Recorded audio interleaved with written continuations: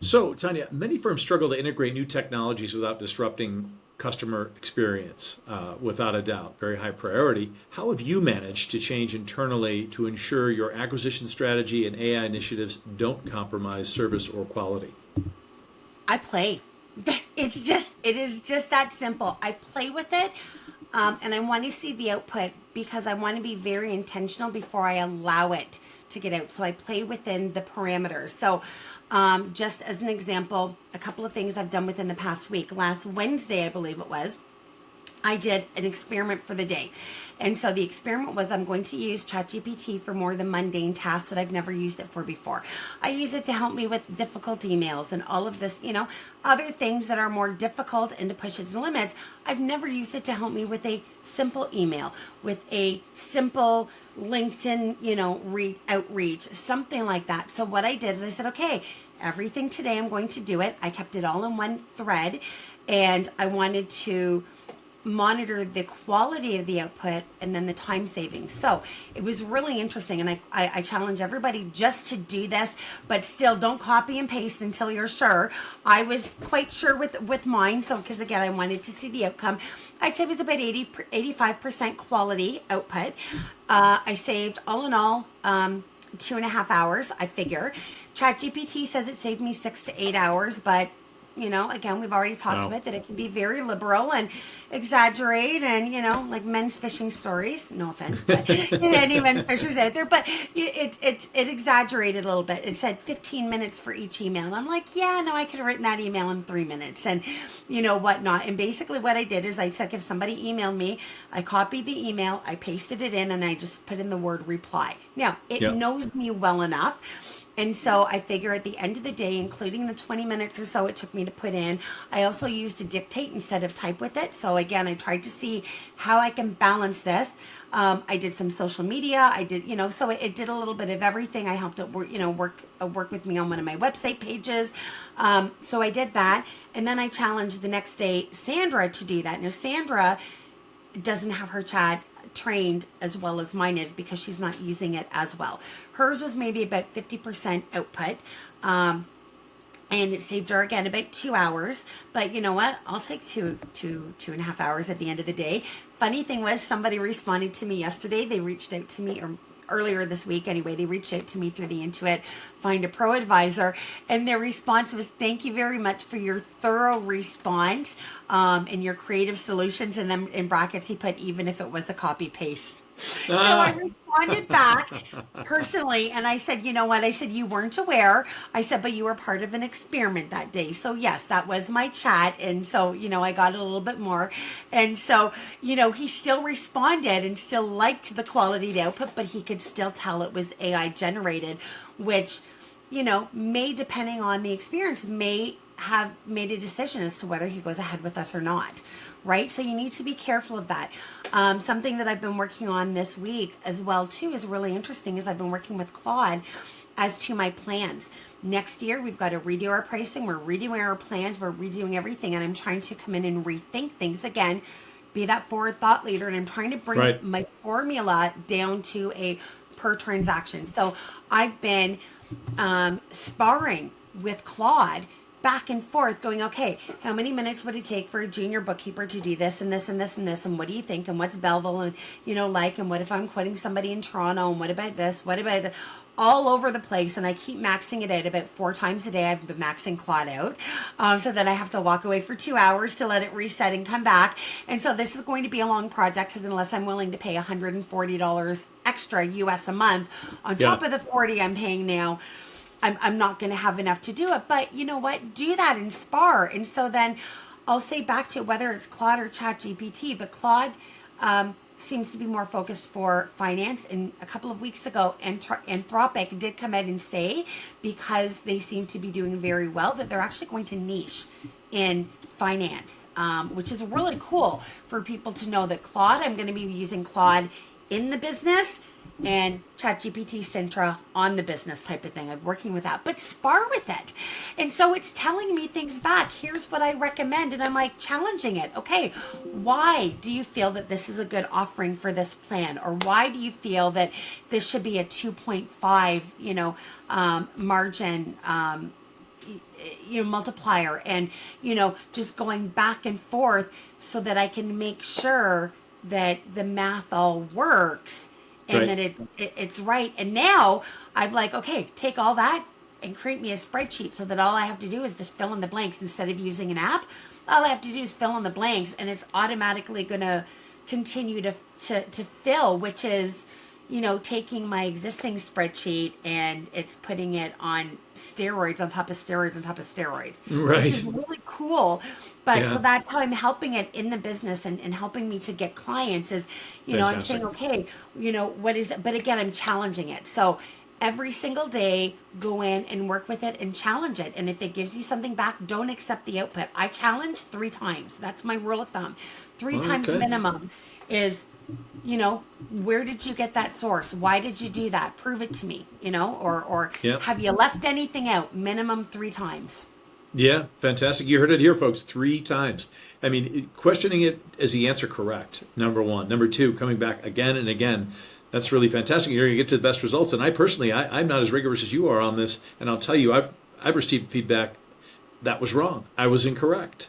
Thanks for thanks for bringing that up. I missed that or whatever. So it happens. It happens Yeah, all the time. it does. So, as CEO, you measure your success, I think, in part, based on what you said earlier, in customer acquisition, but the right customers and creating Yes. that right pipeline of customers. What KPIs matter most to you, and how has AI helped you refine those metrics in your unique customer acquisition strategy? So I'd say don't necessarily define the success in customer acquisition, but more so customer retention. Anybody can get a client. It's retaining a client that is hard, right? Yeah. I can get a client by saying the right things and doing things, but I have to continue to do and prove that I did what I said. So that's definitely that. And the KPIs is basically like it's client satisfaction and the team satisfaction. We have a very close team. It is extremely important to me that like every single member of the team, I will back them with whatever they've said. I will back them 100%, even if I disagree. I'm like, well, if you said it, I don't want somebody to see, oh, there's dissension in the ranks. I can get in and I Right. can try and get a cheaper quote, or I can get more done for this. Or scope creep is so important. And Ron Baker started talking about scope seep in the last several weeks. And scope seep is when we are allowing too much knowledge to seep back. So it's really difficult to kind of get those KPIs, but essentially it's the client satisfaction, the team satisfaction, and are we profitable? So I actually have everything broken down. I know exactly, I'm a finance person. Everything is a formula with me, or most things are formula. Some is the formula is feeling, right? So clients, are they still here? Are they still going to continue to pay? We have clients, if I've done my job right, and so we don't do a discovery call, I call it an education call. Our Okay. process that we have is I spend about 10 to 15 minutes talking to the person. Is the timing right? Are they using the right software? Because we will only use QuickBooks Online. I would rather be an expert in one and know all the workarounds than okay in many. And so that's why we've decided to just focus on the one. Are they the right industry? Again, does everything feel right? If everything feels right and we're laughing, and I usually at that point tell them, oh, well, if you can't figure it, I've got ADHD and I talk a lot. So if I'm too much for you now, I don't know that we're going to be a good fit. Most people just laugh and they say, actually, I think this is hilarious and it's a breath of fresh air. I'm like, all right, good. Because the honesty just like jumps right out of my mouth sometimes. That's fantastic. But then I tell them, okay, the next step is I'm going to send you a questionnaire. It'll take you about 10 minutes to fill it out, and that'll give me more of the metrics that'll help me price it. And then after they fill that out, they need to book a 1 hour education call. And on that call is mandatory. They don't book the call, they don't get the questionnaire. Or I don't even quote them until I see that call come in. Then I start to work on it in the back end once they've booked it. And I tell them to have that with them and their partner, whether it be a partner in business or a partner in life, because they are going to talk to that person naturally. And I want it to be a very open, transparent conversation and why we are different. If I have done my job right on that call and I have sold the value on us and what makes us different than anybody else, I will get people that are willing to pay more. And they'll be the right clients. And what will happen at that point, and I love it when it happens, and so do the clients, because they definitely get the value. It's not all about making money. It's about them getting what they're paying for, or getting more Right. than, I want them to get more than what they feel they've paid for, but not too much more, because then that affects my profit, right? So I still have to be able to pay my bills. But Right. I've had people say to me, you know what? I absolutely love this. I don't know that I can afford it right now. Let me work some numbers. So we have some other things that we're like, yeah, we can help Sure. you DIY. Here's how we can do. But when I have people that call me back and say, okay, you know what? I've done it. I cut back on this and this and this. I got creative and now I can afford you. I am like, wow, they really wanted me, and they actually become Amazing. really Yeah. like it, and I love that. So it's that's why I say it's like kind of like with that, and then the retention of them, and then also, have I done a good job with that of the team? How does the team feel? We do a 3-month onboarding. It's all about relationships and setting them up for good habits so that we can set our future relationship up well. But how is the team getting along with it? Is the team doing well? Because the team needs to be able to stick to their quotas, make sure the Yeah. client's not doing scope creep, and that my team's not doing scope seep. And all in all, again, what is our profit margin? What is our average? And I try for 40%. That's my goal, between 40 to 70%. If I can hit 40, I'm happy. If I Well, can hit 70, I'm even happier. But if I'm hitting 70, I'm charging you what the big brick and mortar firms are charging, and I kind of don't like doing that. I'm like, yeah. Yeah. Yeah. Yeah. Yeah. Yeah. yeah. Yeah. But you know what? That's also where you get into the big corporate clients. And I did corporate for 17 years. I am fine Yeah. to do the small guy, right? So Yeah. this is, yeah. So it's that balance. But again, it's a feeling. The biggest KPI is a feeling. Yeah. Sure. And, Absolutely. and when I go to raise the client's prices, what are their objections? Are there objections, strong objections, and do they leave? Like, that's the biggest, like I say, I do have numbers. It's all down to a formula, but that is what I really say is success.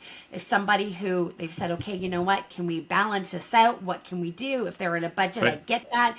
I'm not going to say to somebody to negotiate, but I will never lower a price for lowering a price. I will lower a price to lower services. It'll have to offset the value somehow.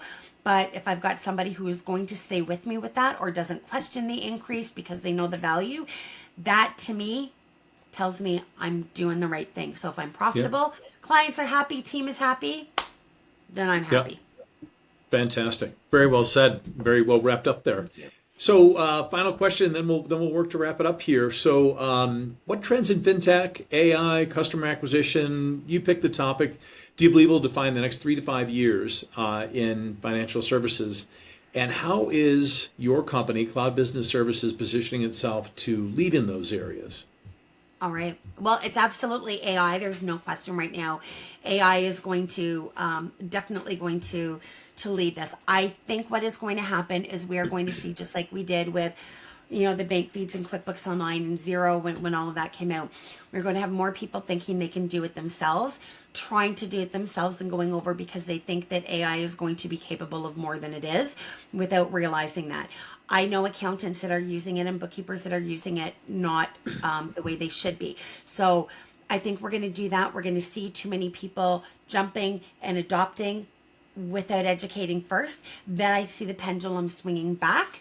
That for those of us who just stayed in, it's up to us to educate our clients. I would love to see everybody educating everybody together, because we are stronger as an industry. And if the whole industry is saying AI is only as good as, the user, it's just like I was talking to somebody, yesterday, and the analogy that I use is, just like, well, you know what? That's just like handing me the keys to the car at, like, 16 years old. I read the manual. Boom, there's the keys. Go off and go drive on a, on the, an interstate, or, Yeah. 400 Yeah. series highway or something like that. Yeah. You've never done anything practical, but you read the book. Isn't Right. the book Right. tell you how to do it? It's the same thing. And I think that we just need to be careful of that. And again, I would love to see the whole industry help to educate Yeah. those small business owners. What worries me is, things like, I don't know how that's going to resonate with Intuit. I already have issues again, with the Intuit AI in there being so accurate and ChatGPT being accurate. And what is that going to do for that? That is going to make it more difficult for us. So, Susan or anybody from Intuit, if you're listening, please address this, guys. Yeah, yeah, You yeah, know? yeah, yeah, yeah, yeah. But yeah, Absolutely. I think it's going to make it more difficult, but it is something we're going to be facing. It is AI is here to stay, and I heard somebody say this, and I can't remember who said it before, but AI has, as of right now, we will never move slower. It will never move slower than it is now, and it's only going to move faster. It is here to stay. We need to learn to work with it, Yeah, which means the guardrails and, again, the protection. When credit cards came out and the chips and all this other stuff, they're like, okay, you've got a PIN code, but keep that private. Keep this, like, there's things that are instituted around it for safety. We need yes. to do the same things. Our computers, we don't just jump on the internet without having, we've got like, gosh, what do they call it? I know mine is Viper security, but we've got that. Oh, There's yeah, Malwarebytes. There's all of these yeah, other yeah, security, the pop-up blockers. All of this stuff has come out, and right now we don't have enough of the safety features to be able to do that. So that's unfortunately, I think, a bad trend that we're facing right yeah, now. yeah, yeah, And we just need to do a good job in educating and pulling together. The pendulum will swing back, and yeah, let's hope it swings back without too much collateral damage. yeah, yeah, yeah. And that's all I Absolutely. got. Just learn Very how to, like I say, just learn how to work with it. Learn the good, the right. bad, the ugly, the everything, and just educate. I have a Yeah. new series that I started at lunch last week. It's called AI in Action, and I've got two. One is on my YouTube channel for the industry, which is at Tanya's Bootcamp. The other one is One Cloud Biz, and that's on YouTube for my for the small business owners. And Okay, every great. single week, it's about 10 minutes. I'm doing something practically with it. These are not scripted. All I know ahead of time is, basically what I'm going to do. And I pull it up and I do it. So you're going to see what happens in real time. There was a little bit of edit. We had to edit out about 10 minutes of it thinking and doing nothing in the background last week. But it is real time, and it is how real business owners can do that. And again, I talk about the good, the bad, the ugly, what I'm using it for, why I'm using it, what you need to be conscious of. And so hopefully, Great. there's again more people doing that. I know there's a few accountants that do that, but they're really high level, and mine is low level. Mine is focused at a bookkeeper or a small business owner who is not, enveloped in high tech yet, Right. Right. in a way that they can Right. use it. So yeah. Okay, great. Fantastic. I was just going to ask where listeners can find you. You talked about YouTube. Where else? What else? Feel free. We are basically everywhere other than Twitter. We are on Blue Sky, Facebook, YouTube. We don't have a TikTok. Actually, we do have that's not true. We have a TikTok, but there's only like one thing on it. Okay. I've just not gotten into that yet. Okay. But my daughter and niece set me up. And again, I've got two channels. One is for the accounting profession that is at Tanya's Bootcamp. And then the other one is at One Cloud Biz, and that's for the small business owners. So each of them are very different, branded, will have different messages. It's all still me. You're going to get lots of my personality in there, but each what is relevant for the other. So Fantastic. Tanya, this has really been a terrific conversation. I can't thank you enough. Your insights on AI, customer acquisition, evolving world of cloud-based financial services, really, really incredibly valuable. And you are a true expert. It's really fun to hear you talk about how you're using AI and just your command of everything, particularly from where you started this business. It's just where there was something that had to be done, you did it, and you did it absolutely cutting edge. But your if I customer get 2 acquisition seconds, strategy too. Yeah. sorry, if I got 2 seconds, I'm going to share a little truth bomb that everybody will be just laugh at. Is in mid 80s, I was forced. My mother forced me in mid 80s in high school to take computer class. And I walked in there and I walked out of there with a 52%. I got passed because the teacher did not want to see me back in the class again. And I learned how to do string. We spent all semester trying to build up a 12 question questionnaire. So we had to learn string, convert string to binary to punch cards, and the punch cards, walk back and put this in this great big like $6 million man TV show type wall of computers and put it in there. And I walked out of there and I said, computers suck. They are not the wave of the future. And My look at you words now. And look at you My words now. to you. Amazing. Amazing. Everyone listening, be sure to check out Tanya and Cloud Business Services, especially if your organization is looking to modernize financial operations and embrace intelligent automation, which you clearly are. Thanks again for joining us, and thanks to all our listeners for tuning into the FinTech Ledger. We'll see you on the next episode. Thank you again, Tanya. Thank you, Reggie.